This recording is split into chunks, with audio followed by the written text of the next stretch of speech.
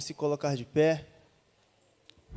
Estamos aqui na tarde desse dia para adorar ao Senhor, mais um domingo, nesse culto de celebração. Nós vamos orar agora. Feche seus olhos. Senhor, muito obrigado, Jesus, por estarmos aqui na Tua casa.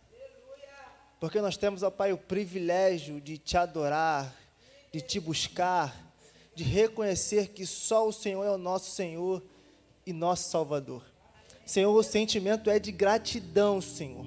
O sentimento, Pai, é de honra, Senhor. Porque nós somos muito honrados, muito privilegiados, ó Pai, porque nós podemos estar aqui, na Tua casa, para poder Te adorar, para poder Te servir, para poder buscar o Teu santo nome.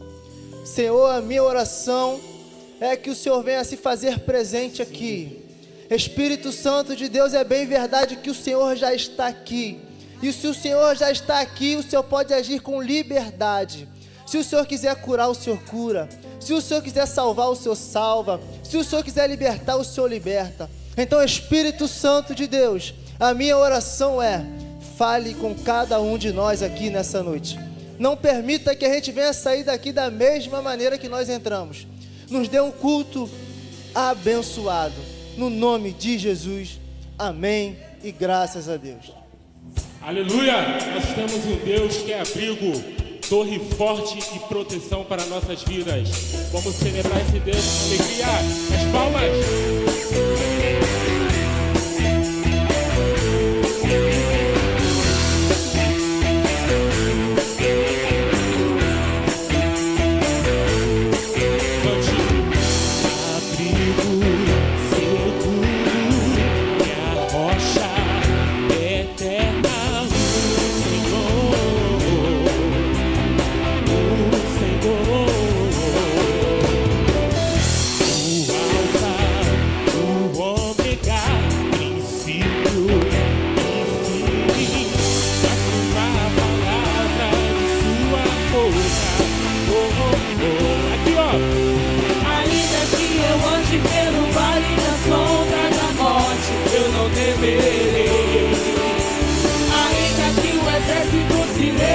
Contra mim, nada temerei.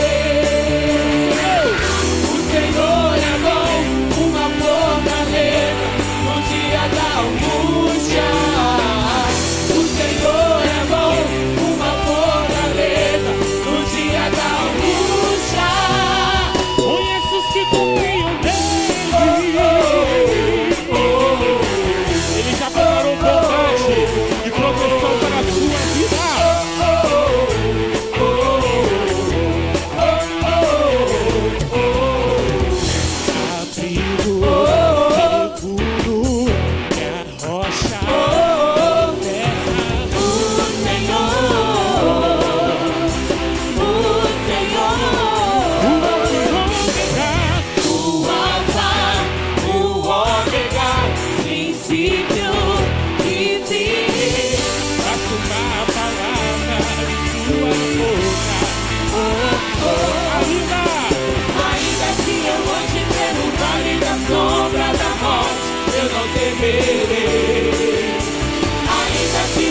Se não se levante contra mim, nada temerei.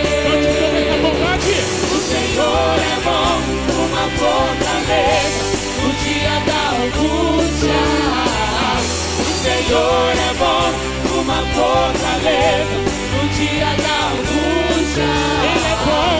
O Senhor é bom, uma fortaleza no dia da angústia. O Senhor é bom, uma fortaleza no dia da angústia. Conheço os que confiam nele.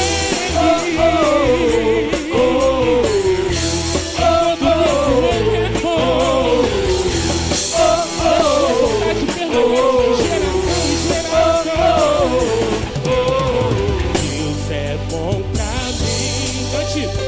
Deus é bom. Estou caminhando, eu vou. Ele é bom pra mim. Deus é bom pra mim. Deus é bom pra mim.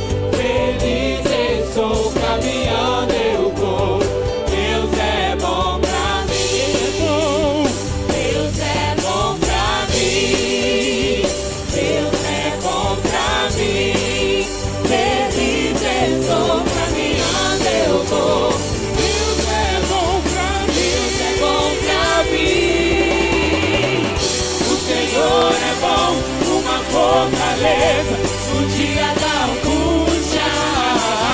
O Senhor é bom, uma fortaleza no dia da angústia.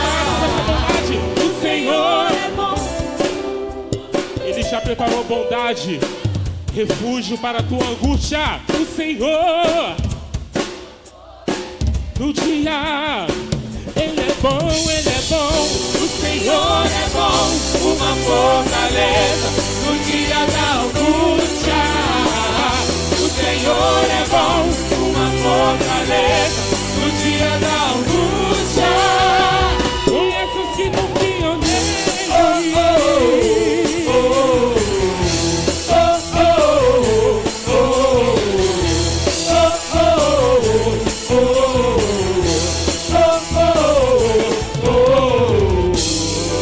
Para todos que Ele é bom. Aleluia. Aleluia. Nesse mesmo ritmo de adoração, vamos continuar adorando e engrandecendo o nome daquele que é digno de toda a honra, digno de toda a glória e de todo o louvor. Aleluia.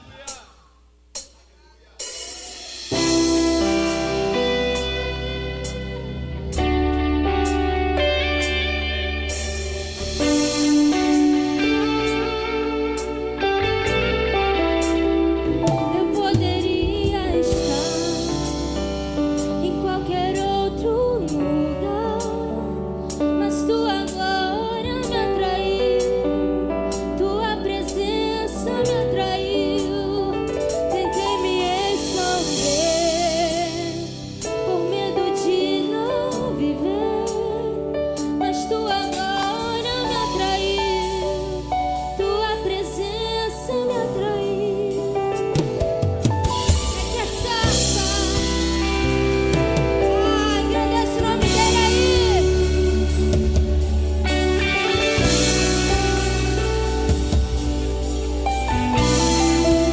É que a sarça,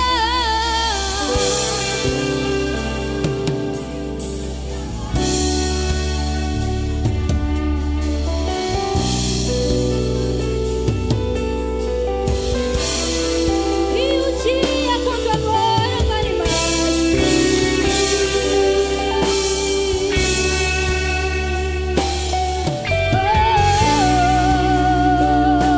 eu creio, diga poderia.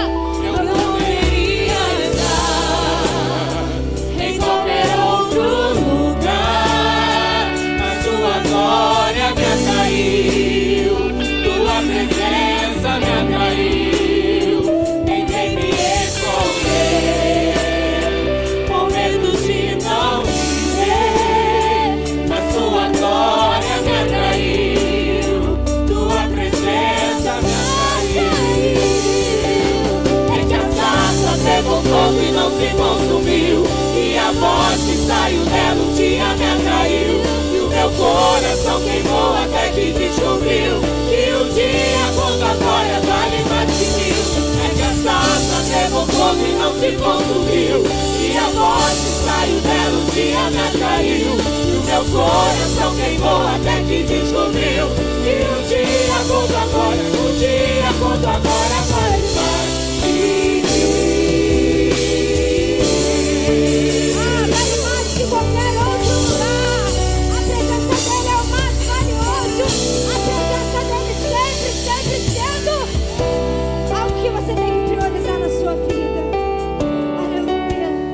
E nós fomos atraídos por essa glória. Não há como se conter diante da presença do nosso Senhor.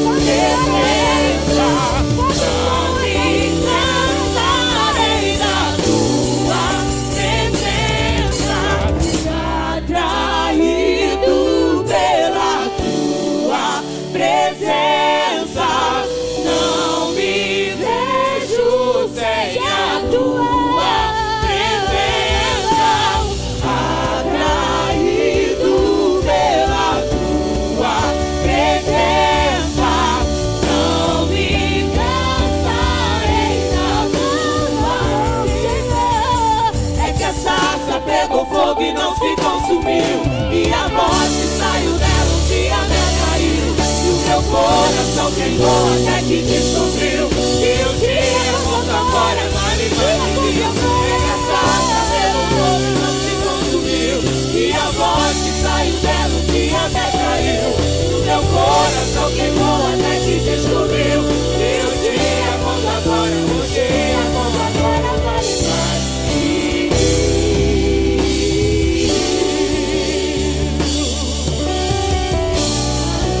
Faz tudo que nós temos, Pai. Essa chama não se apaga e não se apagará. Essa chama não se apaga e não se apagará. Essa chama não se apaga e não se apagará. Ah, não deixe que se apague. Essa chama não se apaga e não se apagará. Essa chama não se apaga e não se apagará. Essa chama não se apaga e não se apagará. Essa chama não se apaga e não se apagará. Essa chama não se apaga e não se apagará. Essa chama não se apaga e não se apagará. Essa chama não se apaga e não se apagará. Essa chama não se apaga e não se apagará. Essa chama não se apaga e não se apagará. Essa chama não se apaga e não se apagará. Essa chama não se apaga e não se apagará. Essa chama não se apaga e não se apagará. No santo dos santos, em outro lugar, não sabe viver. E onde estiver, clamar pela glória, a glória de Deus. Quem já pisou no santo dos santos, em outro lugar, não sabe viver. Onde estiver, clamar pela glória, a glória de Deus.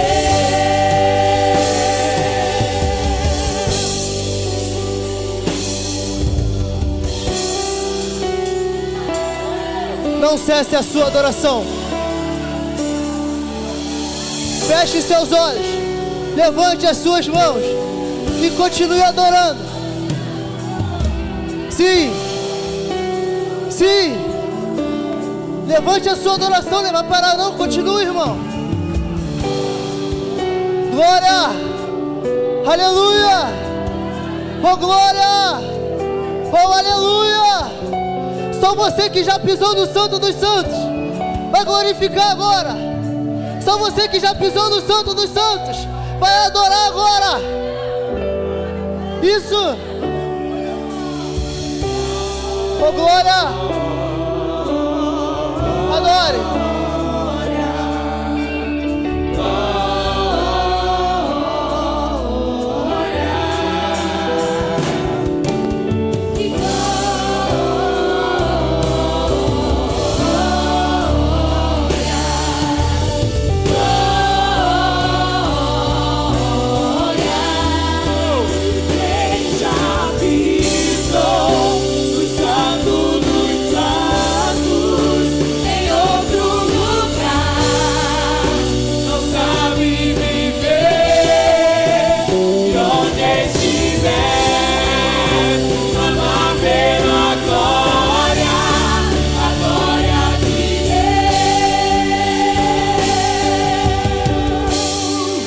Aleluia.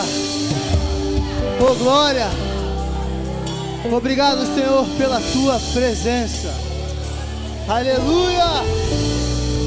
Oh, rabalás,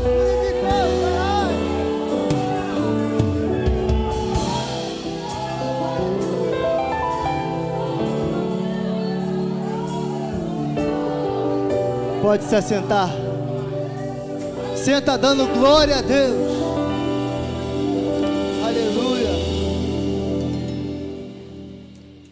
Aleluia. Pai do Senhor. Deixa eu pedir às crianças para subirem aqui. Eu quero orar pelas crianças antes delas subirem.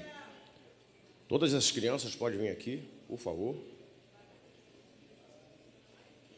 Jesus falou para que as crianças fossem até Ele. Só baixa um pouquinho de nada o retorno, que está dando microfonia. E essa garotada aqui não é apenas o futuro, já é o presente da nossa igreja. Você crê nisso aí? Oi, minha linda. E aí, Pedrinho? Joinha? Botafogo. Não posso cantar isso aqui não. Gente, suas mãos para cá. Pai bendito, Pai amado, nós queremos abençoar cada uma das crianças que aqui estão. Declarar que o Teu nome é salvação, é bênção, é libertação. Sim, Senhor, é saúde para essas crianças. E desde já repreendemos toda perturbação do mal, todo espírito de pedofilia, de criança que não dorme de noite, abuso.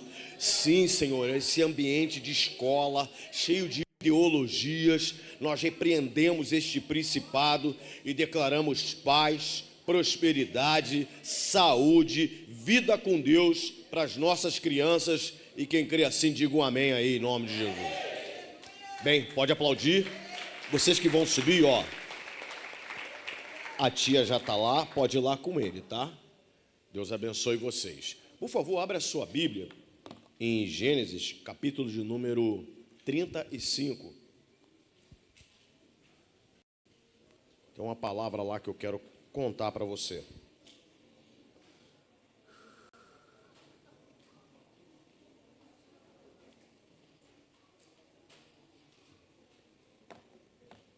E depois disse Deus a Jacó: levanta-te sobre Betel e habita ali, e faze ali um altar ao Deus que te apareceu quando fugiste diante da face de Esaú, teu irmão. Então disse Jacó à sua família e a todos que com ele estavam: tirai os deuses estranhos que há no meio de vós, e purificai-vos e mudai os vossos vestidos, e levantemo-nos e subamos a Betel, e ali farei um altar ao Senhor, que me respondeu. Fala bem alto, quem me respondeu? No dia da minha angústia, e que foi comigo no caminho que tinha andado. Versículo 7. E edificou ali um altar, e chamou aquele nome El-Betel, porque Deus ali se tinha manifestado quando fugia diante da face de seu irmão. Este texto está conectado diretamente com Gênesis, capítulo de número 28. Você sabe que seu irmão, quando Jacó engana seu irmão, ele foge. E numa noite, ele está dormindo e ele tem um sonho, uma visão de uma escada que vinha do céu para a terra. A Bíblia nos informa que ele ficou maravilhado com aquela aparição do Senhor ali. Anjos que subiam e desciam, que desciam e subiam pelaquela escada na sua direção. E quando ele se desperta daquele sonho, ele pediu e recebeu cuidado de Deus. Ele pediu e recebeu cuidado de Deus. Como assim, pastor? Ele parte para uma terra que ele não conhecia nada, incerto, sem saber o que iria acontecer, mas lá o Senhor lhe dá uma família, abençoa ele, faz com que ele prospere, e agora ele está na terra da promessa. Porque tudo aquilo que Deus promete a você, ele vai o quê? Cumprir. É por isso que a Bíblia Sagrada diz que ele não é homem para que minta, nem filho do homem para que se arrependa.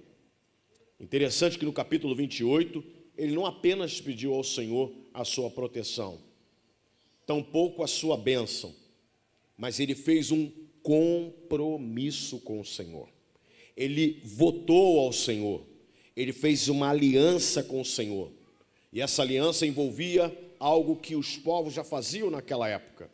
Alguns faziam porque queriam, mas outros faziam segundo a sua voluntariedade, segundo a sua fé num Deus que cumpre promessa. A Bíblia informa que ele faz um voto ao Senhor com o seu santo dízimo. Ele se compromete a ser um dizimista do Senhor. E ele confiou no Senhor E naquele momento a sua confiança foi tão grande que ele não tinha muita coisa, mas o que ele tinha, ele ergue as pedras, forma ali um altar e derrama azeite naquela pedra. Que o Senhor aceitou como oferta naquela hora foi o seu azeite, e aceitou e selou aquele acordo. Hoje, se você fizer um acordo, você pode quebrar esse acordo. Como assim, pastor? Está me ensinando a ser desonesto? Não. Circunstâncias, rever um acordo, de repente você não tem condição de pagar aquele acordo ou honrar com aquele acordo, não quer dizer apenas uma questão financeira, pode ser diversas áreas da sua vida. Mas Jacó, quando ele chega à terra da promessa e ele se vê abençoado, ele entende que era hora de cumprir com o seu voto. Hoje de manhã na Santa Ceia o pastor falou sobre cumprir o nosso voto, ser um dizimista fiel, um ofertante liberal. Você que não teve hoje de manhã aqui, você perdeu uma excelente instrução. Não por causa dessa apenas, que depois ele pregou sobre avivamento, um mensagão. Pastor, hoje está valendo azeite. Meu Deus, acho que ele estava dentro da azeitona. Uma brincadeira minha aqui. E ele falou sobre isso. Muita gente que às vezes é honrado pelo Senhor e se esquece do Senhor. Gente que tem trabalho e não é dizimista. Gente que tem renda e não é dizimista. Gente que tem algum negócio e só nega dízimo. Gente que é craque para fazer planilha de custo. Mas na hora de trazer o santo dízimo, de ofertar, de fazer um sacrifício ao Senhor, ele fica fazendo conta de merreca. Como assim, pastor? Para ele é o melhor, para o Senhor é qualquer coisa. Para ele, acima da média, excelência sempre. Para o Senhor, a mesma nota de sempre, o mesmo valor de sempre, as mesmas atitudes de sempre. Jacó entendeu que ele precisava ser fiel ao Senhor. E você aqui na Devec Saracuruna? E você crente dessa igreja? E você que tem ouvido as nossas demandas e as nossas necessidades? O que é que você escolhe? Não tem igreja mais bem instruída sobre oferta, sobre dízimo, sobre a aplicação de recursos do que a nossa igreja. Claro, o pastor aqui não vai entrar na conta de ninguém, hackear ninguém. Eu, por exemplo, não vejo nada para mim isso não é problema, irmão. Irmão, chegar de carro zero na porta, trocar de 3 vezes de carro ao ano, viajar para sei lá onde, vai, meu irmão, divirta-se. Use com excelência os bens que o Senhor tem que colocar na sua mão. Mas aprenda que a primazia tem que ser do Senhor. Posso ouvir um amém teu aí? Então, nessa noite, faça como Jacó, seja fiel.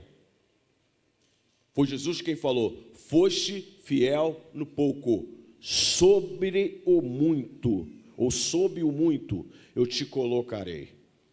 O nosso Deus não é um Deus que fica devendo nada para ninguém. Ah, pastor, eu vou dar daqui a 10 dias, daqui a 50 dias. Meu irmão, seja fiel agora. Ah, eu estou com um dízimo atrasado, tem que fazer. Meu irmão, começa hoje. Pastor aqui não vai atrás de você.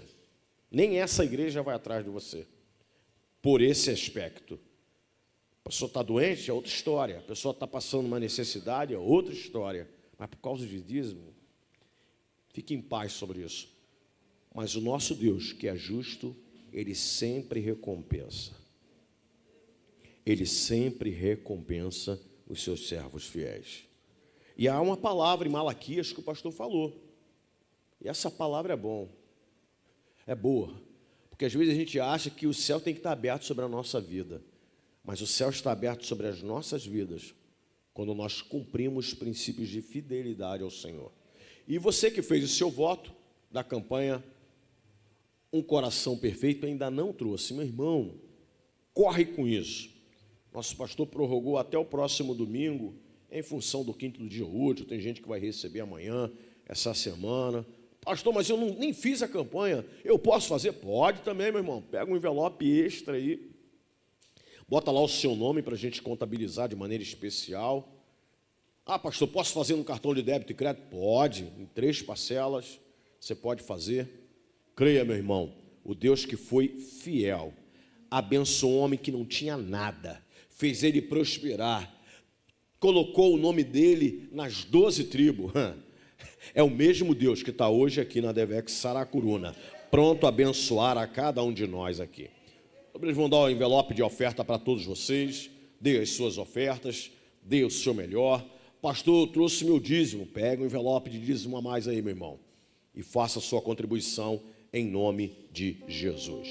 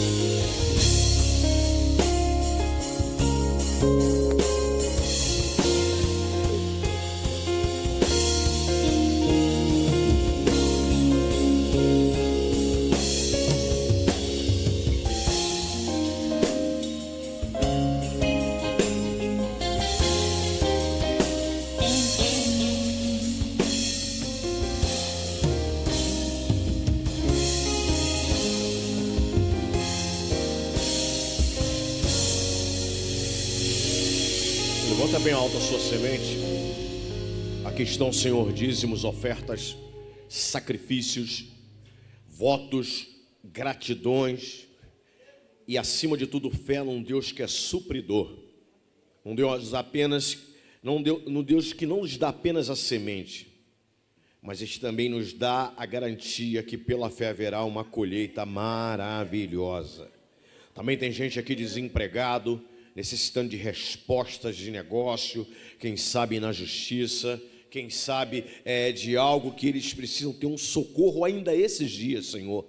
A Tua palavra garante que o Senhor é o dono do ouro e da prata, que o Senhor não está sujeito a governo humano, a sistema financeiro, a condições atemporais. O Senhor está apenas movido pela fé que temos em Ti. Socorre a cada um de nós e abençoa o Seu povo. Se você crê assim, diga amém.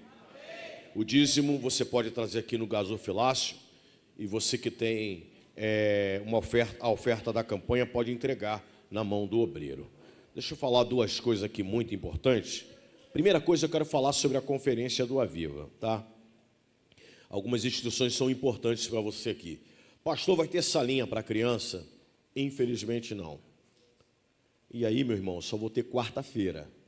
Ah, pastor, eu gosto de trazer criança, meus filhos lá de não sei aonde. Irmão, criança é diferente de adulto. É diferente, irmão. E criança, 5 minutos depois, vai querer levantar, correr, e aquela conversa toda, né? Aí você vai levantar e alguém vai sentar no teu lugar. Isso é isso que vai acontecer. Tá bom, meu irmão? Ah, pastor, como é que eu faço? Irmão, no momento eu não tenho como te socorrer. Lá fora, nessa primeira espaço aqui na frente da igreja, que geralmente a gente coloca bicicletas e os pastores convidados, eu, pastor da igreja, às vezes coloco o carro aqui na frente, vai ficar vazio, porque nós vamos fazer um espaço ali para as pessoas comerem algo, a gente chama de cantina, vamos lá, conversa de crente, cantina. Então vai lá, alimente-se, abençoe os departamentos que nesses dias vão estar aí à frente desse trabalho, como jovens, mulheres e adolescentes. Outra coisa especial, em todos esses dias, nós vamos estar fazendo orações específicas por causas aqui. Primeiro dia, família. Segundo dia, cura divina. Terceiro dia, finanças. E no quarto dia, nós vamos também orar por causas pessoais. Porém, no último dia, nós vamos estar aqui clamando por batismo com o Espírito Santo. Pastor, como é que é esse negócio? O senhor é batizador de gente? Não. O irmão que bota a mão na minha cabeça batiza? Não. Fala comigo, quem batiza é Jesus. É isso. Ele envia o fogo e essa pessoa se alada, fala em novas línguas, é renovado, é pronto para ainda desenvolver ainda mais os seus ministérios. Então, meu irmão, vamos ter um espaço aqui no final do culto, tá? Já estou entrando em contato aqui com a pastora que vai cantar e pregar, porque nós vamos ter um espaço aqui. Ah, pastor, só vou vir para ver o derramamento do poder. Meu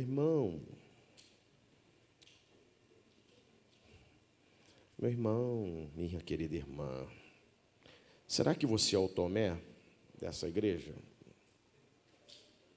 Então, pensa direitinho sobre isso, meu irmão. Ninguém vai para um jogo de futebol do seu time para torcer contra, né, meu irmão? Vamos e convenhamos, né? Daqui até o Maracanã, 1 hora e pouca de carro ou de ônibus, ou de trem. 2 horas de futebol, mais 1h30 para voltar, ou seja, 4 horas a 5 horas, essa brincadeirinha. Para torcer contra, com certeza você não vai fazer isso com Deus. Então, cada dia que você vier, irmão, deixa eu te dar uma dica bem importante. Esteja tremendamente ativado em fé. Ah, pastor, e se eu não receber nada? Duvido, eu duvido. Porque a fé, ela responde por si só. E não apenas naquilo que a gente está pedindo ao Senhor. E eu queria fazer uma convocação muito importante. O jejum de 5 dias é para todos da igreja. Amém ou não amém? Mas eu quero fazer uma convocação ainda mais especial. Você, obreiro, você, ministro de louvor, você que trabalha com mídia, tia, você que é dessa equipe que está mais aqui o dia inteiro fazendo algo para Jesus. Meu irmão, Que tal você fazer mesmo esse jejum? Ah, pastor, tem problema de medicação, tal. Tudo bem. Cada um no seu cada qual. Mas, se eu fosse você, crente, você voluntário, você obreiro, tirava esses 5 dias para jejuar. Meu irmão. Ah, pastor, se eu não comer aqueles 5 pãozinhos de manhã, aquele 2 litros de... eu fico doida. Tá bom. Então fica doida. Não é problema não. É isso que você quer. Mas depois você não vai reclamar que está sentindo uma frieza, uma fraqueza, sem ânimo de estar na presença do Senhor. Tudo na vida tem consequências. Boas e ruins. Eu espero que com Deus você invista no melhor, porque Deus tem coisas melhores para você. Então, eu quero convocar aqui toda a equipe. Una, intercessão, obreiros. Eu cantava quando tinha cabelo. Sem esse poder, não vai. Os dias são de trevas, sem poder, o crente cai. Tô rouco, hein? Mas aí deu para sair essa voz aqui. Então, meu irmão, faça a sua parte. Eu creio que Deus quer nos encher ainda mais de poder, de unção, de autoridade, de um mover especial, de nego chegar perto de você e falar, cara, tem um negócio estranho. Não é estranho não, meu irmão. É a unção do Senhor na minha vida. Poxa, ora por mim, a pessoa ser curada através da sua vida em nome de Jesus. Domingo aqui nos 2 cultos, nós vamos ter culto às 17, eu vou estar pregando no primeiro, e no segundo culto é a pastora Fabiana, uma irmã que tem uma história de vitória aqui. Tá, pastor, tá ali, tá? PR é para pastor. É PRA, pastora. Tá bom? Depois vocês dão uma olhadinha nisso aí. Então, eu queria convidar você para vir orar e agradecer pela vida da minha esposa. Deixa eu falar algo aqui especial. Eu aprendi lá atrás, na Slavec, indo no Fogo para o Brasil, esses pastores bonitões que o pastor Silas levou lá na igreja, que quando você quer honrar alguém, você honra aquilo que essa pessoa ama. É isso aí. Quando você quer honrar alguém, honra aquilo que essa pessoa ama. Você gosta do irmão Jorge? Aquele bonitão ali, careca preto ali, bonito ali? Honra a esposa dele. É isso aí. Pode honrar a esposa dele. Ele ama a irmã Marta, que é uma mulher abençoada pra caramba. Gosta do pastor Anderson? Honra a esposa dele. É isso, meu irmão. Porque aquela pessoa vai se sentir tão honrada com aquilo que você está fazendo, em saber que você sabe quem ela é pessoalmente, que você pode até dar um presente para ela, que a pessoa vai saber que ela é algo muito importante para a sua vida. A minha esposa, ela já passou por algumas coisinhas difíceis na vida dela, assim como muitas das mulheres aqui também. Mas está aqui, me ajudando, me encorajando, orando por mim, me ajudando a interagir e entender você melhor. Então, meu irmão, segundo culto, venha participar deste culto especial, orando, agradecendo pela vida dela. Desde o ano passado,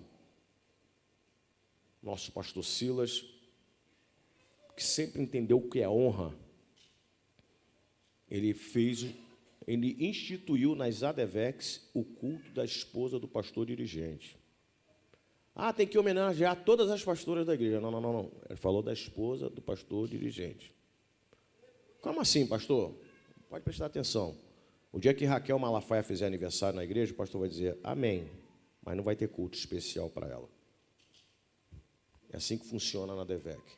É bom você saber. Nada contra ter aniversário, ter festa, ter uma porção de coisas.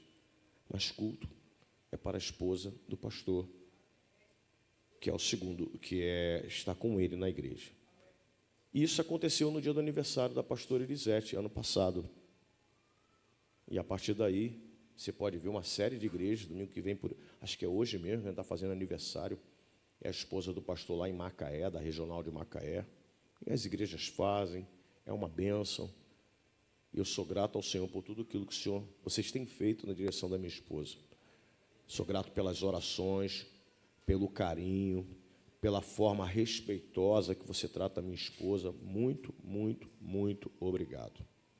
E eu observo isso, meu irmão. Pode ter certeza. Eu tenho uma mania feia.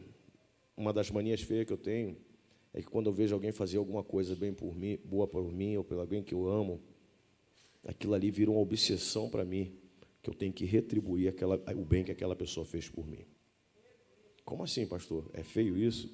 Poxa, é que às vezes as pessoas esperam não receber nada, mas eu quero reconhecer em você o carinho que tem pela minha esposa, pela minha vida, pelos meus filhos também, e por mim também. Sou grato ao Senhor por você. Quero te dar um presente nessa noite. Você que está nos visitando, você que está nos dando a honra de participar aqui, por favor, levante a sua mão aí. Nosso departamento de UNA tem um presente especial para te dar. Tem alguém nos visitando? Faz assim com a sua mãozinha, ó. Aqui, ó. Nós vamos estar te abençoando. É um presente, algo simples. Amém? Tem um rapaz ali. Tem outro aí do outro lado. Também ali um casal ali atrás. Acho que tem um rapaz aqui, ó. Tem mais alguém aí atrás? Não tem? Vamos dizer bem bonito para esse povo que está aqui nessa noite? 1, 2, 3 e... Vitória em Cristo para sua vida. Com muita graça e honra, vamos receber com aplauso o pastor Anderson Cardoso, que vai estar trazendo a palavra em nome de Jesus.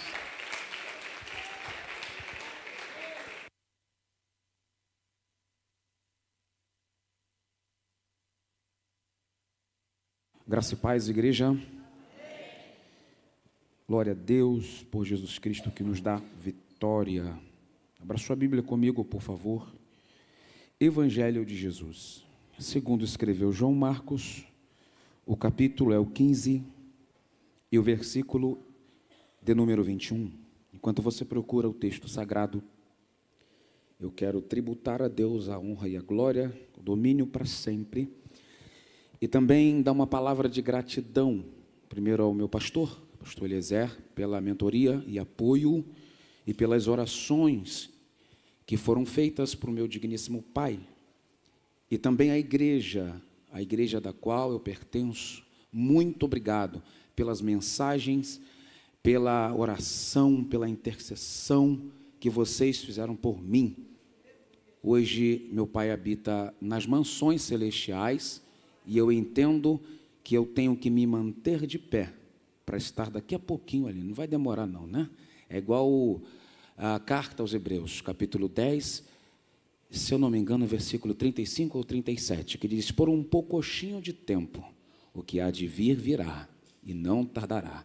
Então, certamente, estaremos ali com ele para a glória do nome do Senhor. Obrigado mesmo, meus irmãos, ao meu pastor e a esta igreja em Cristo Jesus. E fazendo notória a oração, se você tem um parente enfermo, não deixe de orar. Não importa qual é o diagnóstico em relação ao seu parente, continue orando, fazendo que, enquanto estiver em vida, é interessantíssimo orar. Mas, se o Senhor resolver levar para si, faça como Jó disse: o Senhor me deu, o Senhor tomou. Bendito seja o nome do Senhor, a Ele a glória. Versículo 21 diz assim: e constrangeram um certo Simão Cirineu, pai de Alexandre e de Rufo, que por ali passava, vindo do campo, a que levasse a cruz. Eu vou ler de novo. E constrangeram um certo Simão Cirineu, pai de Alexandre e de Rufo, que por ali passava, vindo do campo, a que levasse a cruz. Deus bendito, essa é a tua palavra. Pai, que a tua palavra nesta noite, uma vez mais, possa penetrar em nossos corações, fazer com que aquilo, Senhor, que precisamos melhorar, que possa atingir exatamente neste ponto. Ah, Senhor, como o teu filho, escritor aos Hebreus, disse no capítulo 4, versículo 12, que a tua palavra é viva. Ah, Deus, que possa vivificar algumas áreas ou as áreas das nossas vidas que estão mortas ou ainda por um período difícil para se mortificar, ó Deus, mas que possa resgatar e matar também aquilo que precisa morrer em nós, o velho homem. Sim, Senhor. Pai, a tua palavra possa penetrar em corações e possa edificar. Eu sou apenas uma voz aqui nesta noite, mas o teu povo vai receber a tua palavra, a tua mensagem. Cristo Jesus, amém. Desde já, eu quero convidar, cadê o tecladista? Tecladista, me ajuda aí, por favor. Depois a gente divide aquela coxinha. Aproveitar de primeiro momento. Obrigado, tá, amor? Amados, quero falar sobre redenção. Redenção é um tópico das nossas vidas que, assim como se fosse uma leitura extraordinária nas nossas vidas, que não pode deixar de existir. É um tópico, é uma mensagem em nós. A Bíblia tem diversos assuntos. Fala de prosperidade, fala de questões de saúde, fala de todas as áreas. Mas a principal mensagem da Bíblia, seja ela no Novo ou no Antigo ou no Novo, é falar da situação que se encontrava o homem e o plano que já estava no coração de Deus para resgatar esse homem, as nossas condições antes e depois de Cristo. E a redenção é um texto áureo para as nossas vidas, porque não fosse a redenção, nós não estaríamos aqui. Simplificando essa questão, eu sei que eu prego para um povo inteligente, mas redenção é o ato de redimir ou redimir alguém. É o ato também de libertação, de dar liberdade a quem de fato está preso. E para dar liberdade, o profeta Isaías, inspirado por Deus, ele disse que uma das missões de Cristo era dar liberdade aos cativos. Todos nós estávamos cativos. Quando Paulo, ele vai ditar ao moço chamado Tércio a carta aos Romanos, no capítulo 3, e é um texto áureo de Romanos, versículo 23, ele não coloca um determinado grupo para falar da separação, ele diz que todos pecaram. Ah, pastor, todos pecaram? Sim. Não fala do ato em si, mas fala da originalidade do pecado adâmico, como muito pregou aqui, muito bem colocado, há uns 3 domingos atrás, se eu não me engano, o pastor Rafael, com aplicabilidade muito boa nessa questão. Então, dentro dessa questão, todos nós estávamos envolvidos. Não havia um homem sequer, mas pela graça de Deus, mesmo Paulo, que escreve que todos pecaram e destituídos estão da glória de Deus, ele mesmo disse que aonde abundou o pecado, superabundou a graça de Deus. Ou seja, isto é o ato de remir, é o ato de resgatar. E eu quero só trazer um contexto do Antigo Testamento que era um ensaio. Quando Deus deu uma palavra a Moisés, porque tudo que Arão recebe não é direto para ele, porque Arão era o executor e Moisés o receptor da ordem de Deus. Ou seja, quando Deus falava a Moisés, Moisés passava. Isso fala de autoridade, de hierarquia. Há quem pense que no céu não tem hierarquia. Deus é um Deus organizado. Ele falava com Moisés porque o Moisés era o profeta e Arão era o sacerdote, ou seja, cada um nos seus devidos lugares. Ele dá a palavra a Arão e institui o que nós conhecemos de expiação.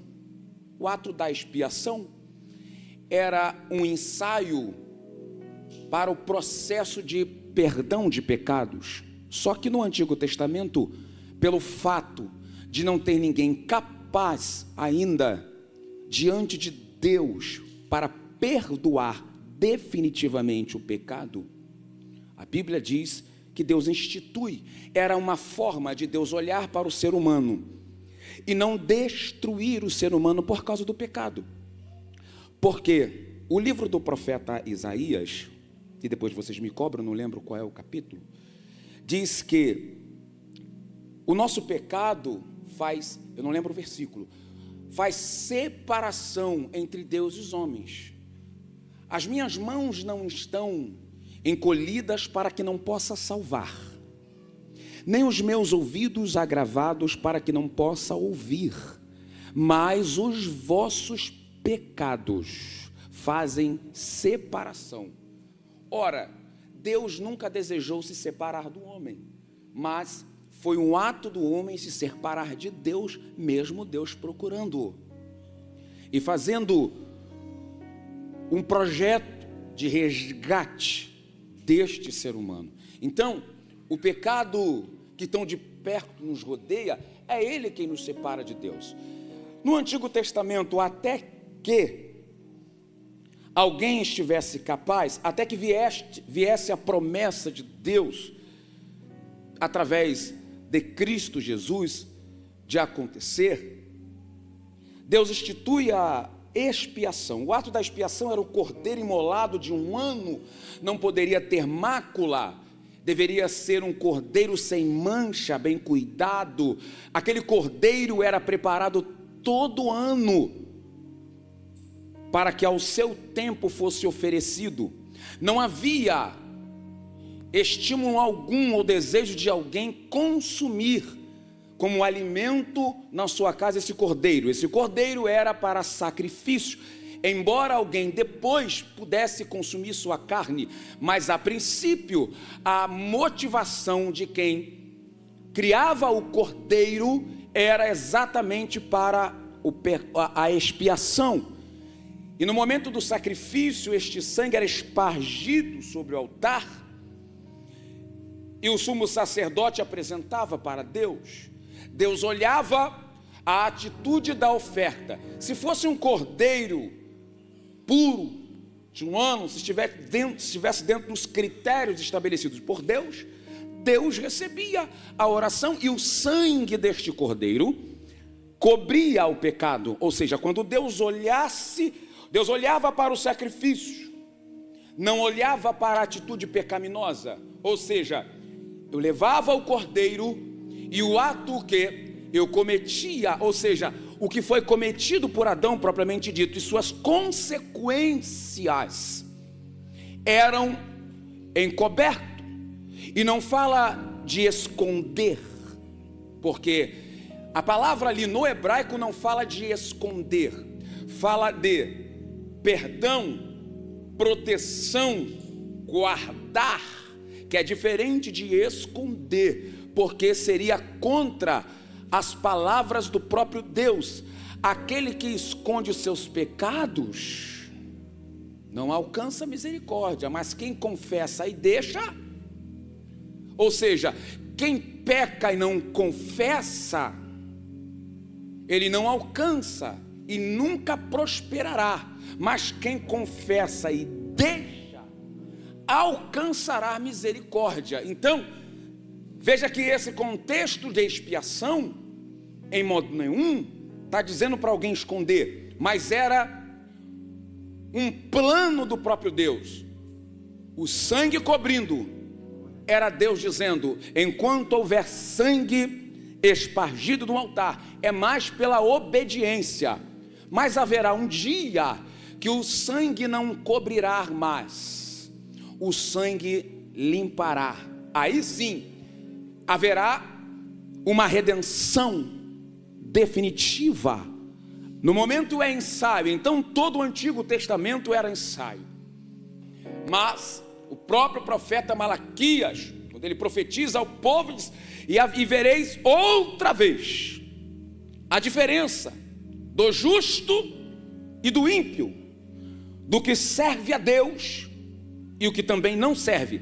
Aponta para o futuro, para o juízo final, mas fala daqueles que aqui se posicionaram como justos. Ou seja, nós que estamos aqui fomos colocados diante de Deus como justos, pelo processo da justificação vindo pelo sangue de Cristo.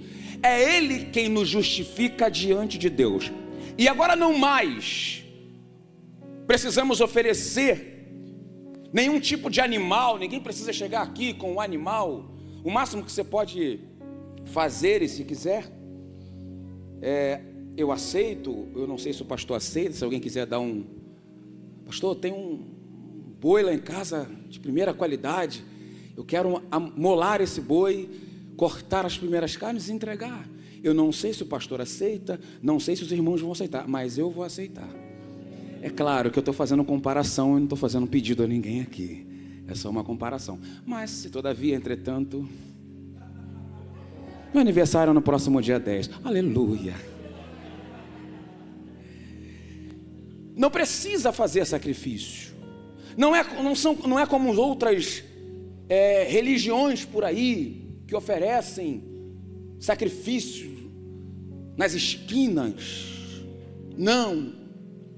Nosso sacrifício hoje é o que Paulo diz no capítulo 12, voltando para Romanos, capítulo 12, versículo 1: rogo-vos, pois, irmãos, pela compaixão de Deus, que vos apresenteis como sacrifício vivo, santo e agradável a Deus. É do corpo.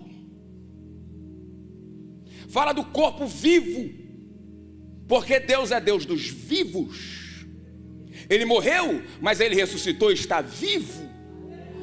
Deus não é Deus dos mortos, Deus é Deus dos vivos. Os mortos, Ele ressuscita aqueles que estão com Ele. E aqueles que de fato não morreram em Cristo, vai para a condenação eterna. O nosso sacrifício é chegar aqui, oferecer culto, é sair daqui e oferecer culto. Alma, corpo e espírito conectados a Deus. Tudo que você faz, tudo que eu faço deve glorificar o nome do Senhor. Todos os dias, nosso trabalho, nossas atividades devem ter o nome do Senhor. Alguém deve enxergar em nós a presença do nosso Deus. Nos atos simples da vida, alguém deve codificar e entender. Ali tem, por mais que a pessoa seja contra, mas ela vai codificar em nós as marcas de Cristo. Vamos de novo para Paulo em Gálatas 6,17. Ele estava sendo interpelado pelos irmãos que ali estavam com uma dúvida teológica sobre circuncidar ou não, porque a circuncisão é sempre bom lembrar, para quem é novo convertido, era o ato que foi dado para o povo, ainda quando não tinha uma instituição moral, muito antes de Moisés, porque foi antes da lei. A circuncisão, o moço, o menino nascido no 8º dia, cortava-se o prepúcio do seu órgão genital, por uma questão de higiene e por uma questão também de codificação. Ou seja, todos que tinham o prepulso cortado era reconhecido como povo de Deus. Lembra quando Davi, diante de Golias, disse assim: quem é esse incircunciso que se levanta contra o povo de Deus? Ele não estava falando apenas de uma marca do estereótipo. Ele não estava falando apenas de um cortar de uma pele, de um prepulso. Não, senhores, ele estava falando de alguém que estava alinhado em obediência a Deus. Porque Deus sempre vai nos cobrar o quanto que nós estamos alinhados com Ele quando nós obedecemos a sua voz. Este é o propósito. Então, falar de redimir, o texto que lemos fala do período da crucificação. E no período da crucificação aqui, Jesus já tinha sido julgado, como Pilato disse, pelos seus. E quem eram os seus? Os do Sinédrio, da religiosidade. Quando Pilatos pergunta sobre verdade, você diz que é o rei dos judeus? Tu dizes, você que está falando isso aí. Vestiram Jesus com uma roupa de púrpura. Todos nós sabemos, mas sempre bom lembrar, a roupa de púrpura, que era uma roupa avermelhada, era direcionada para grandes autoridades, como reis, ministros, pessoas de relevância.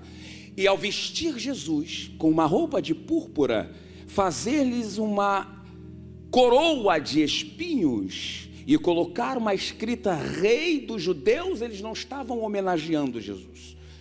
Eles estavam vilipendiando, eles estavam julgando, eles estavam debochando, propriamente dito, esta é a palavra, e dizendo: esse é o rei dos judeus. E na cruz, no momento da crucificação, perguntar: você salvou a tantos homens, por que não salva a ti mesmo? Desce daí. Todos nós sabemos disso. Zombaram de Jesus. Mas neste processo, antes de chegar na cruz, o texto que lemos, ele já tinha sido julgado diante de Pilatos, passava para Cefas, de Cefas para Herodes, de Herodes para Pilatos, e lavava as mãos. E aqui o povo julgou, depois de dar liberdade, porque era hábito nas festas semelhante à Páscoa, soltar um condenado e matar o outro. E o povo decidiu. Quem diz que a voz do povo é a voz de Deus está extremamente equivocado. Nem sempre a maioria vai decidir pelo certo. Em toda a história da Bíblia tem vários textos que a gente pode citar aqui. Não vá nessa história: porque, irmãos, tenha convicção daquilo que você é, do teu chamado e da tua salvação. Não é porque a maioria está dizendo. Hoje, segundo dados, somos mais de 60 milhões de cristãos no Brasil. Não tenho o dado de todo mundo, do mundo inteiro, de todos os países, mas entendendo que se temos uma população de 225 milhões de pessoas, então nós temos quase que 1/3 de uma população cristã. Só que dentre esta população existe muita gente que, quando vai depositar e vai professar, fazer um ato de fé, eles decidem errado. E eu não estou falando apenas de política, eu estou falando de todas as áreas da vida. Pessoas decidindo errado em negar a sua fé, a falar de Cristo em suas casas. Pessoas decidindo errado em comunicar seus filhos na área do dia a dia. Ou seja, a maioria nem sempre significa que Deus está aprovando. Eu não quero ficar nem do lado da maioria e nem da minoria. Eu tenho que ter convicção. Se não tiver ninguém, eu preciso ter uma fé para acreditar que Jesus é Senhor. Eu estou sozinho ali. Se no meio da tua família quem dizia que era crente negar a fé, você precisa ter convicção que a sua fé não foi achada na esquina. Porque é possível que chegue uma hora que até aqueles que pregam, que cantam, que as igrejas fiquem vazias. Este não é o propósito do céu. Mas entre negociar popularidade e quantidade e manter a verdade, o céu mantém a verdade. Entre negociar valores e princípios bíblicos em manter, porque evangelho não é um romantismo, não é um conto de cinema para nos fazer chorar, embora choramos, nos emocionamos, mas não é um romantismo, não é um conto cinematográfico como fez Bill Gibson. Mel Gibson, eu estou trocando o nome, eu ia falar Bill Gates. Mel Gibson, eu assisti o filme umas 3 ou 4 vezes, é bacana, mas o evangelho não termina ali. Não é apenas uma questão de sensacionalismo, não é show. Eu devo levar a prática do evangelho a sério. E isso vai nos tirar algumas coisas, dores, sofrimento, mas Jesus disse: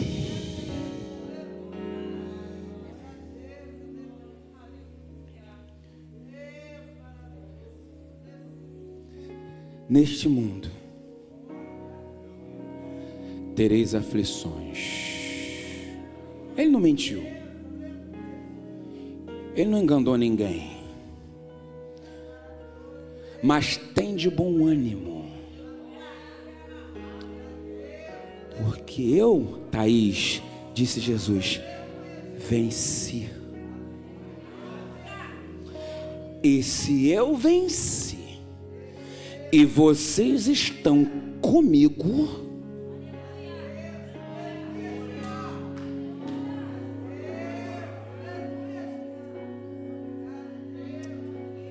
nós também venceremos.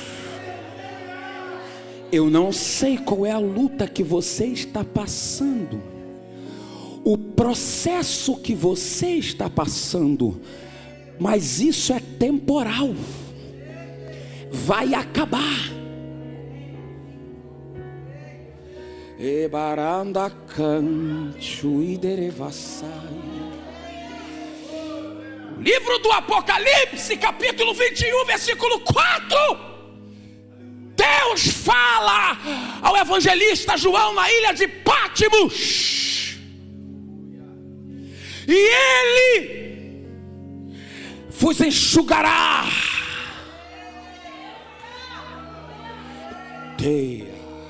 dos vossos olhos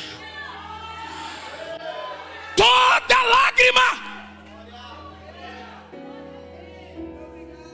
É Jesus dizendo para nós: cada lágrima, cada tempo que você chorou, cada lágrima que desceu, eu enxugo para nunca mais chorar. Chora o que você tem que chorar aqui. Tem gente que não vai ver pessoas libertas, porque o arrebatamento depende só da autoridade de Deus. Irmãos, eu teologicamente, eu respeito quem tem essa história de quem tem promessas não morre. Alto lá, depende. Se a promessa aqui para essa terra, bases bíblicas nos diz que a nossa esperança não está aqui. Deus nos faz promessa para esse mundo que nós estamos. Mas por um pouquinho de tempo, o que há de vir, virá, e não tardará. Se você não alcançar a faculdade que você deseja, você acha que se estiver no tempo dele vir, ele não vai esperar o irmão, Eu vou te dar um texto da Bíblia. Pedro, capítulo 3, 2 de Pedro, capítulo 3, versículo 9. Se não for o versículo 9, depois está próximo ali, o 9 ou 18. Você corrige comigo depois, tá? Mas está aí, capítulo 3, versículo 9. Ô mídia, se for isso mesmo aí, coloca aqui para mim.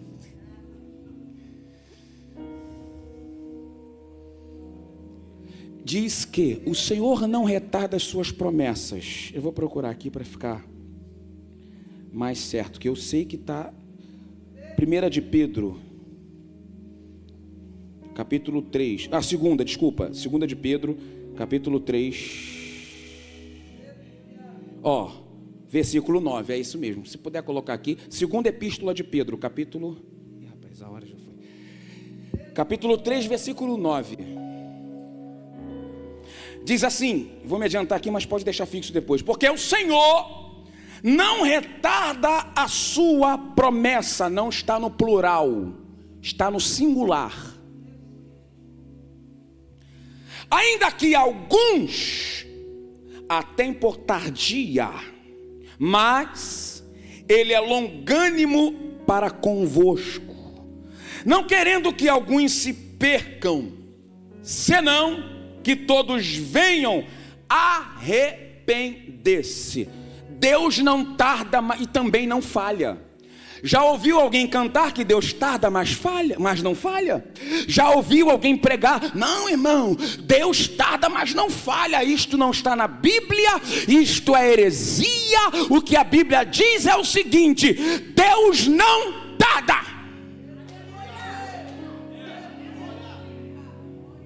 A longanimidade de Deus não está no meu tempo. Ele está dizendo: eu não tardo no meu relógio. Tem uma agenda de Deus.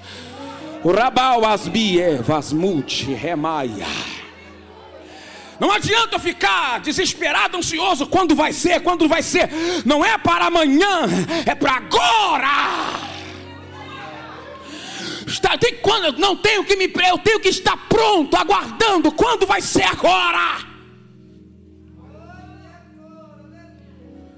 A longanimidade de Deus é misericórdia, só que tem um tempo determinado. Se Deus quiser prolongar nessa geração, amém. Mas se Ele não quiser, Ele volta antes do teu filho nascer, da tua faculdade ser concluída, porque a promessa da salvação é maior do que todas as promessas feitas aqui na terra.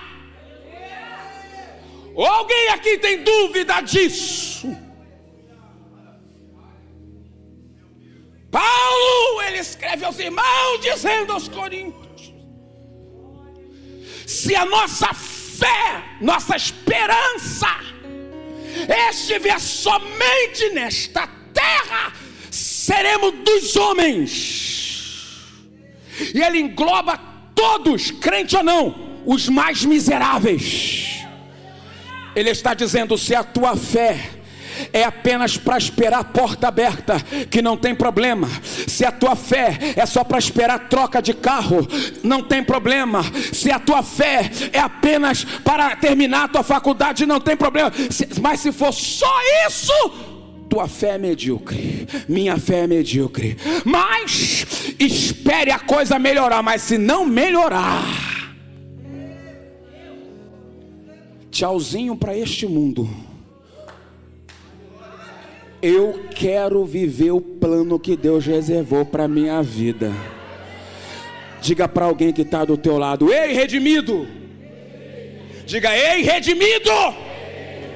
Tem um plano maior. Tem um plano maior para você, para mim, para todos nós. Tem um plano maior.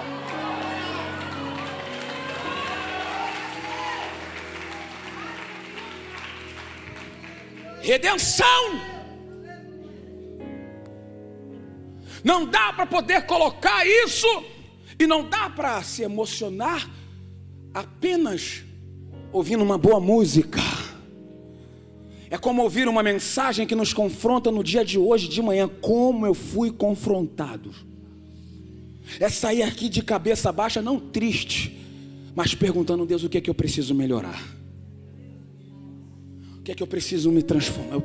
Eu mexo na área que eu não gosto. Todos nós temos uma área que não gosta. A gente vai, sabe, aquela casinha do lixo, aquele quartinho do entulho. Mas Deus não quer quartinho de entulho, gente. Deus quer entrar lá e dizer: não, deixa eu limpar esse negócio aí. Eu te quero por inteiro, eu te quero de verdade. Porque eu não me entreguei apenas proporcionalmente para você, eu me entreguei por inteiro, por completo. Deus não aceita da minha parte desculpa de entregar pela metade. E sou eu, irmão, meu jeito de pregar é assim. O que eu tenho que fazer para Deus, eu me envolvo. Com as minhas falhas, mas eu me envolvo. Porque eu sei, se não fosse a boa mão de Deus, aqui eu não estaria.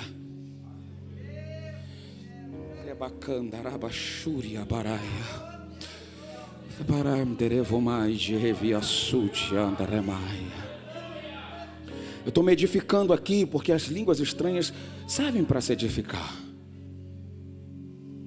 Já fechando a mensagem, o processo da crucificação, Jesus já está cansado, como o homem que de fato era, e ali ele não manifestou algo divino nesse processo.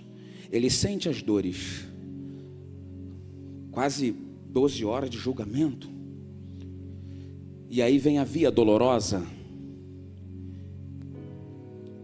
mas no processo, eles dão uma cruz pesada para ele carregar, mas no meio do caminho, o texto aqui, a ideia era para ele carregar, vem passando um homem. Alguém falou o nome. Isso aí. Este Simão Cirineu, o nome dele de fato era Simão. E ele é conhecido pelo lugar da onde ele vinha. Havia uma festa, como festas muito relevantes para os judeus.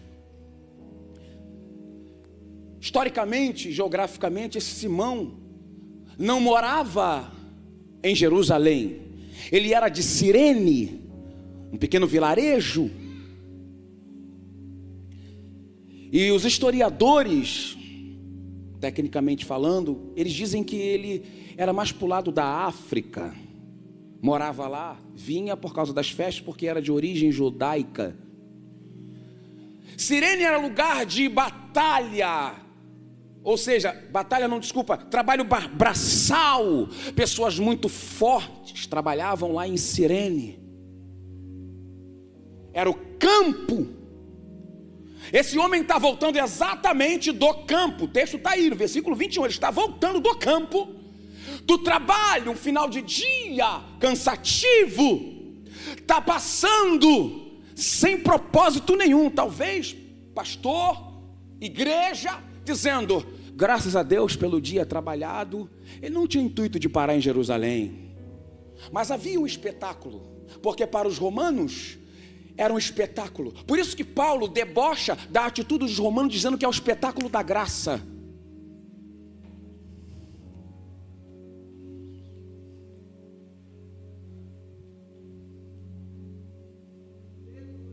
Ele está passando, e alguém visualiza este homem, diz assim, constrange ele. Só que constranger aqui não é necessariamente uma atitude do verbo envergonhar. Constranger aqui é diferente. A palavra constranger aqui é do contexto que não significa inconveniente ou embaraçoso.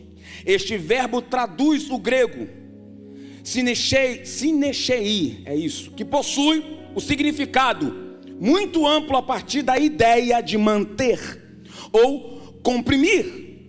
Paulo também, quando diz que a cruz de Cristo o constrange, ele está falando da expressão do amor de Deus que o constrange. Indica domínio, controle, impulsão, ou seja, eu sou constrangido, impulsionado, eu não tenho vergonha. Eu fui mantido aqui para um propósito. Simão Cirineu não sabia o que estava acontecendo com ele. A história de Simão, o Cirineu, é muito próximo da nossa vida aqui também. Que o significado da palavra Cirineu, ou seja, ajuda.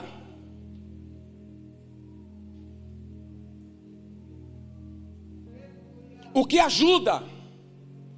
Ele sem saber, mas o nome dele, o nome do lugar de onde ele estava, já estava indicando um propósito que estava no coração de Deus. Eu quero, já finalizando esse texto, te dizer: você não é obra do acaso. A redenção, eu não sei qual é a situação onde você mora, teus projetos de vida, mas a redenção tem um propósito maior na sua vida. Aquele que ajuda e traz ele para carregar a cruz. E quando o impulsiona ele para carregar a cruz, ele sem saber, mas carrega, já estava envolvido. Me empresta esse, cadê o pedestal? Tem um pedestal aí? Vamos carregar aqui. Jesus disse: quem quiser,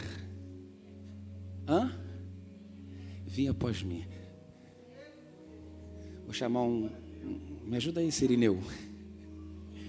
Vai ser o Cirineu. Eu vou te fazer uma pergunta. A palavra não é uma afirmação, mas eu não vou forçar o texto. É uma afirmação. Quem quiser. Eu te falo, quer vir após mim? Quer? Então pega a tua cruz. E aonde eu pisar, tu pisa. É Jesus dizendo: só tem uma condição de me seguir, é sofrer as minhas dores, é passar pelo que eu passei, é renunciar à sua vida para viver a minha vida. Onde eu pisar, tu pisa. Bote a cruz nas suas costas e carregue. Ali estava cumprindo-se o que Jesus disse aos seus discípulos. Só que eu vejo aqui, igreja, um privilégio na vida de Simão. Literalmente, foi o único que carregou a cruz. Você já parou para pensar nisso? Simão foi o único. Irmão, que inveja que eu tenho desse Simão. O diácono Rafael, que inveja. Segundo, o único que chega em casa com as marcas de sangue do Remaraia. Já parou para pensar que os filhos perguntam? Alexandre, Rufo, pergunta: papai, que marca é essa? Meu filho, mal, isso aí está falando eu, baseado no texto, não está escrito, mas penso eu. Estava vindo sem propósito e vindo para casa. Me pegaram, me colocaram dentro de um plano que eu não imaginava que era. Eu só carreguei a cruz. Eu era forte sim, mas o que eu carregava parecia que tinha um peso maior do que eu. Sim, eu era forte, filho, mas eu carregava um peso maior do que eu. Eu não sei como, mas eu consegui até o final. E vim testemunhar para vocês. Se coloca de pé. Obrigado. Com as marcas de sangue.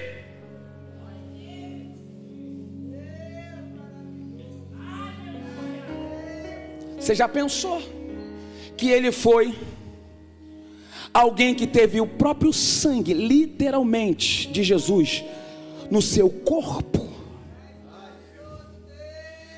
Irmãos, não é idolatria não, porque ninguém idolatra Jesus. Nós honramos e adoramos, mas no lugar dele eu não sei.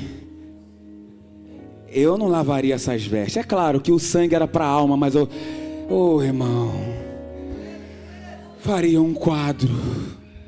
Não sei, alguma coisa eu ia fazer. E quem chegasse lá em casa, que quadro é esse? Que marca é essa? É o sangue do meu Salvador. É o sangue do meu Senhor vertido. Eu tive o privilégio. E agora, Romanos, capítulo 16, versículo 13. Tanto Marcos escreve a um público romano, por isso que ele coloca o nome de Rufus, para alguém lembrar, dizendo: vocês tentaram humilhar. Quem quer receber essa palavra aqui? Tem uma promessa para quem carrega a cruz. Tem uma promessa, você não está carregando a cruz sozinho. Tentaram te envergonhar, vilipendiar o nome do Senhor através da tua vida, mas não sabia ele que tinha um projeto maior para a tua vida, um projeto maior. A cruz que você carrega vai muito além, não é uma exposição vergonhosa, é um projeto para salvar teus irmãos, teu pai, teu filho. Tem uma geração que vai desfrutar desse sacrifício que foi feito na cruz do Calvário. Então, tá doendo, mas carrega a cruz. Tá sentindo dor, mas carrega a cruz. Eu sei que dá vontade de parar, mas Deus está dizendo: alguém precisa que você vá até o fim. É bacana. Eu não sei se tem alguém entendendo o que eu estou pregando aqui. Eu não vim pregar porta de emprego hoje. Eu não vim pregar mudança financeira. Eu vim pregar a cruz. Redenção. Fala de cruz. Não existe redenção se eu não carregar.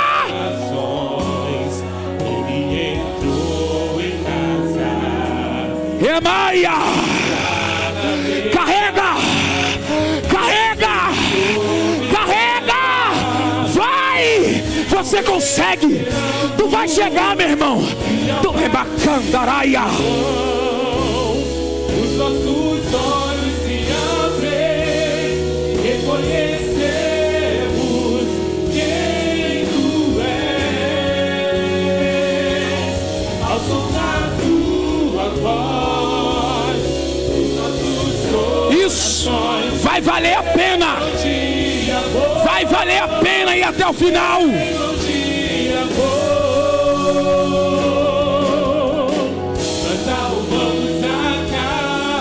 Preparou ela? Perfumou? Orebaxandarabacandaraia. Carregue. Há uma promessa.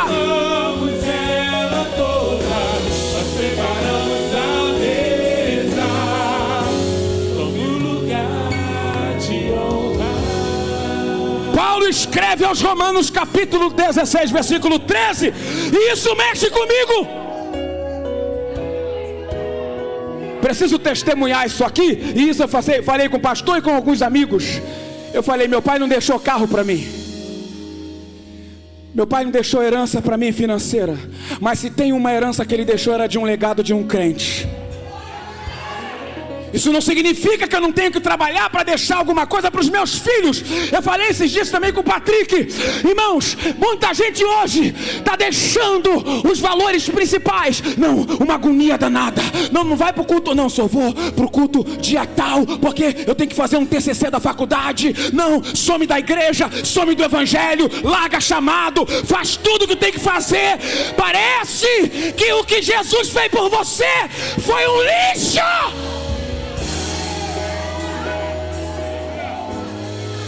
Estão largando e desdenhando da maior prova de amor para a humanidade.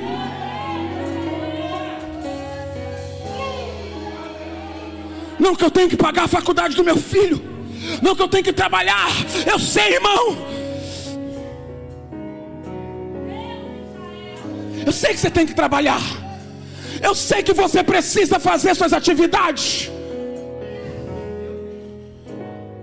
Mas se a tua vida espiritual, se o teu relacionamento com Deus já não é mais o mesmo, eu faço uma pergunta: não vale a pena você dar uma pausa nessa tua vida aí não, e priorizar o reino não? Começando pelo chamado de Deus na tua vida, começando a voltar para Jesus. Vai ficar até quando sendo frequentador de culto? Me desculpa o tom. Até quando vai ficar brincando na igreja? Evangelho não é romantismo. A gente precisa desmistificar essas coisas. Embora tenha um cenário aqui, mas estamos falando de uma igreja madura. Isso aqui não é cinema, tampouco é teatro. Ah, vai abrir uma cortina. Eu só gosto de fulano pregando. Não, só gosto de fulano cantando. Não é show. Tem fumaça, mas não é show. Tem luzes, mas não é show. Tem música, mas não é show. Não sou ator pra ninguém. Eu sou profeta. Você não é atriz. Você não é ator. Você é profeta. Isso aqui não é um púlpito. Isso aqui não é um palco. Isso aqui é um púlpito.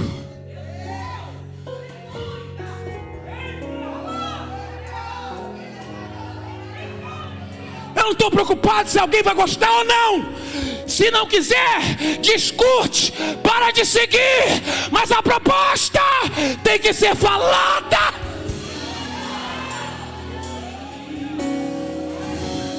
Nós não podemos viver em meio às verdades. Eu não posso ser para agradar alguém.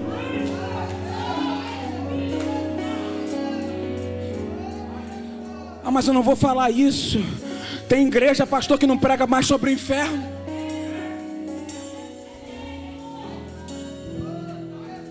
Ah, mas eu não vou falar isso. Não vou cantar isso. Só que quem desejou e está até hoje carregando a sua cruz, diga para alguém que está do teu lado: tem uma promessa, que até que Jesus venha, ela vai alcançar todas as suas gerações. Se tem uma promessa que o diabo não toca, é na minha e na tua salvação. Você vai declarar para esse alguém que está do teu lado aí: enquanto Jesus não arrebatar a sua igreja, continue orando por salvação da tua família, porque Ele vai salvar. Ele deseja. Vai falar com fé, gente.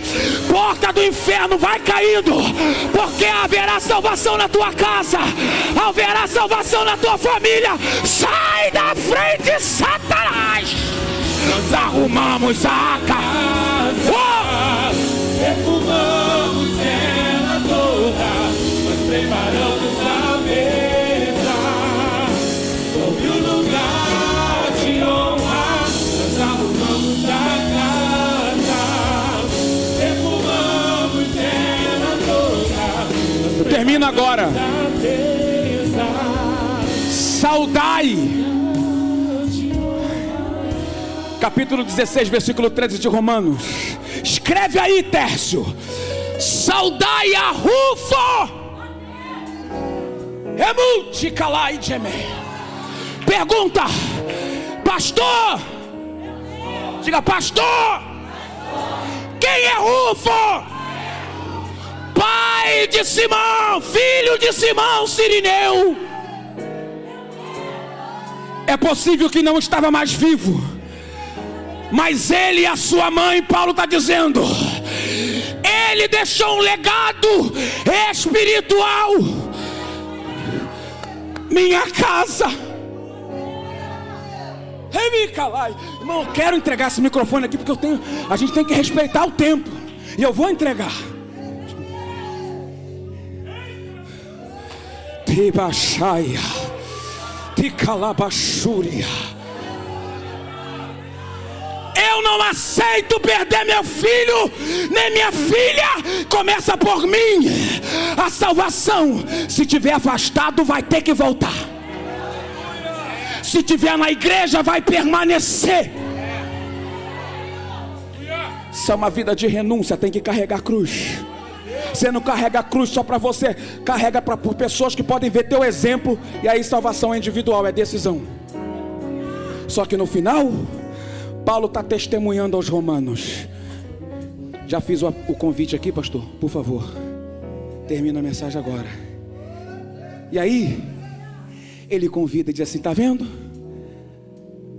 Vocês acharam que era um deboche, mas Rufo foi salvo. Está trabalhando na igreja. A mãe dele também. Deus abençoe, pastor.